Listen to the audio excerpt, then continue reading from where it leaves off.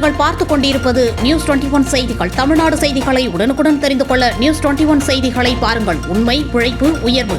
போடி நாயக்கனூரில் உள்ள ஏல விவசாயிகள் சங்க கல்லூரியின் 50வது ஆண்டு பொன்விழா நிகழ்வு நடைபெற்றது.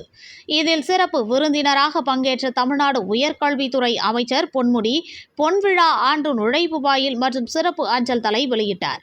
நிகழ்ச்சியில் பேசிய பொன்முடி, கலைஞரால் துவங்கப்பட்ட இந்த கல்லூரி கலைஞர் நூற்றாண்டு நிறைவு விழா இன்று 50ஆம் ஆண்டு பொன்விழா காண்பது மகிழ்ச்சி என்றார்.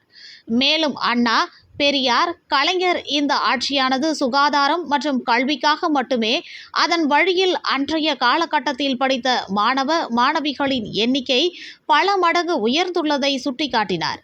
இந்நிகழ்வில் தேனி மாவட்ட ஆட்சியர் சஜிவானா, சங்க தமிழ்ச்செல்வன், MP மற்றும் MLAக்கள், கல்லூரி நிர்வாகத்தினர், மாணவ மாணவிகள் உட்பட பலர் கலந்து கொண்டனர். நியூஸ் 21 செய்திகளுக்காக தேனி மாவட்டத்திலிருந்து விஜயகுமார்.